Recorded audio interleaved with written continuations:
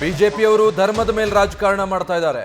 ಯಾವ ದೇವರನ್ನೂ ಬಿಟ್ಟಿಲ್ಲ, ಲಾಭ ಎಲ್ಲಾಗುತ್ತೆ ಅಲ್ಲಿಗೆ ಹೋಗ್ತಾರೆ.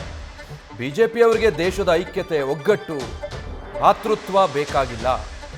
ಈ ಗೊಂದಲ ಸೃಷ್ಟಿಯಾಗಿದ್ದೇ ಕಡಲ ತೀರದ ರಾಜಕಾರಣದಿಂದ ಅಂತ ಬೆಂಗಳೂರಲ್ಲಿ ಮಾಜಿ ಸಂಸದ ಡಿಕೆ ಸುರೇಶ್ ಸಿಡಿಮಿಡಿಗೊಂಡಿದ್ದಾರೆ. ಮಾಸ್ಕ್ ಮ್ಯಾನ್ ಯಾರೋ ಗೊತ್ತಿಲ್ಲ, ಮಾಸ್ಕ್ ಮ್ಯಾನ್ ಅಂತ ನೀವೆಲ್ಲ ತೋರಿಸಿದ್ರಿ, ನಾವು ಟಿವಿನಲ್ಲಿ ನೋಡ್ಕೊಂಡಿದ್ದೀವಿ. ತನಿಖೆಗೆ ಆದೇಶ ಮಾಡಿತು, ನ್ಯಾಯಾಲಯದಲ್ಲಿ ಪ್ರಕರಣಗಳು ದಾಖಲಾಯಿತು. ಸೊ ಹಾಗಾಗಿ ಇವತ್ತು ಶ್ರೀ ಕ್ಷೇತ್ರ ಪವಿತ್ರವಾದಂಥ ಕ್ಷೇತ್ರವಾಗಿ ಉಳಿಬೇಕು ಅಂತಕ್ಕಂಥದ್ದು ನಮ್ಮೆಲ್ಲರ ನಂಬಿಕೆ. ಆ ನಂಬಿಕೆಯನ್ನು ಮಂಜುನಾಥ ಒಂದು ಮುಕ್ತಿಯನ್ನು ಕೊಡ್ತಾ ಇದ್ದಾನೆ ಅಂತ ಹೇಳಿ ನಾನು ಭಾವಿಸಿದ್ದೇನೆ.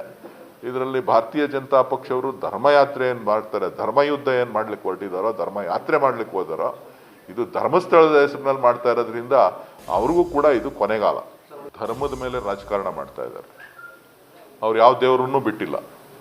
ಅವ್ರಿಗೆಲ್ಲರ 4 ಕೋಟಿ ಸಿಗ್ತದೆ, ರಾಜಕೀಯ ಮಾಡಬೇಕು, ಎತ್ಕಟ್ಟಬೇಕು ಅಂತ ಅಂದರೆ ಅದನ್ನು ತಕ್ಷಣ ಬಳಸ್ಕೋತಾರೆ. ಇವರು ಏನು ಬೇಕಾದರೂ ಮಾಡಲಿಕ್ಕೆ ಸಿದ್ಧ ಇರ್ತಕ್ಕಂಥವ್ರು. ದೇಶದ ಐಕ್ಯತೆ ಆಗಲಿ, ದೇಶದಲ್ಲಿರ್ತಕ್ಕಂಥ ಒಗ್ಗಟ್ಟಾಗಲಿ, ಒಂದು ಬಾಂಧೃತ್ವ ಏನು ಇದೆ, ಭಾತೃತ್ವ ಏನಿದೆ, ಆ ಭಾತೃತ್ವವನ್ನು ಉಳಿಸ್ಕೊಳ್ಳೋ ಅಂಥ ಯಾವುದೇ ಪ್ರಯತ್ನವನ್ನು ಭಾರತೀಯ ಜನತಾ ಪಕ್ಷದವ್ರಿಗಿಲ್ಲ.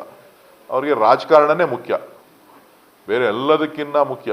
ಇವತ್ತು ಧರ್ಮಸ್ಥಳ, ನಾನು ಅನೇಕ ಬಾರಿ ಹೇಳಿದ್ದೇನೆ, ಕಾಂಗ್ರೆಸ್ನ ಅನೇಕ ನಾಯಕರುಗಳು ಹೇಳಿದ್ದಾರೆ, ಮಾನ್ಯ ಧರ್ಮಾಧಿಕಾರಿಗಳಂತ ವೀರೇಂದ್ರ ಹೆಗ್ಡೆ ಅವರು ಕೂಡ ಸ್ಪಷ್ಟನೆಯನ್ನು ಕೊಟ್ಟಿದ್ದಾರೆ. ಇವತ್ತು ತನಿಖೆ ಆಗಿರೋದ್ರಿಂದ ನಮ್ಮ ಮೇಲಿನ ಏನು ಇದಿತ್ತು, ಆ ಕಳಂಕ ಇತ್ತು, ಅದರಿಂದ ಆಚೆ ಬರಲಿಕ್ಕೆ ನಮಗೆ ಅವಕಾಶ ಆಯಿತು ಅಂತ. ಮಂಜುನಾಥ ನಂಬಿದವ್ರನ್ನ ಕೈ ಬಿಡಲ್ಲ. ನ್ಯೂಸ್ ಫಸ್ಟ್, ನಿರ್ಭೀತಿಯಿಂದ ನಿಮ್ಮ ಪರವಾಗಿ.